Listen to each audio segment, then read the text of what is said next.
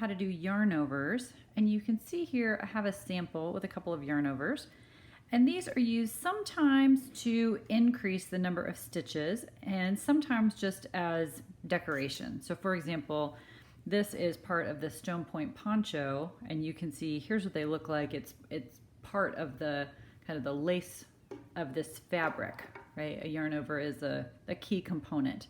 So not simply, in fact not at all, intended to increase the number of stitches, just to add a decorative element. But they can be used to increase the number of stitches. And you can do a yarn over with either a knit stitch or a purl stitch. So we're going to do both. And a lot of people get confused about which way to wrap the yarn. A yarn over basically just means you're going to wrap the yarn and then go to the next stitch. You don't make a whole stitch, you just leave the wrapped yarn on your right hook and go on. So if I've been doing knit stitches, I'm going to do another knit stitch, I just wrap counterclockwise. As if I'm looking down at this right hand needle like it's a clock, you wrap counterclockwise and you kind of hold it there with your finger. And then you just knit the next stitch. So this was my first knit stitch. This is my yarn over, this is my second knit stitch. So we'll do one more. So this is my yarn over, that was a knit stitch. I'm just gonna wrap counterclockwise, hold it with my finger, knit the next stitch. Okay, so I just added one. You can do the same thing if you're going to purl. So I'll purl a stitch first.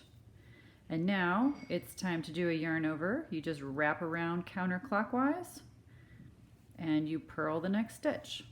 Okay, do one more like that. Okay, so here we go. I just did a purl stitch. Now I'm going to do a yarn over. You just wrap the yarn counterclockwise and then you purl the next stitch like usual.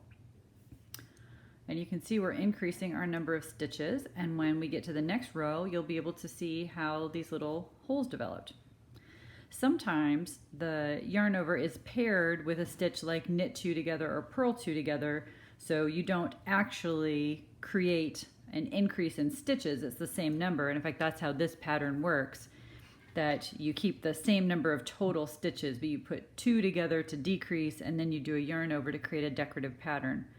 So it really just depends on what the pattern says. The important part is to wrap the yarn the correct way, and your shortcut method, unless the pattern says to do otherwise, is you always wrap counterclockwise.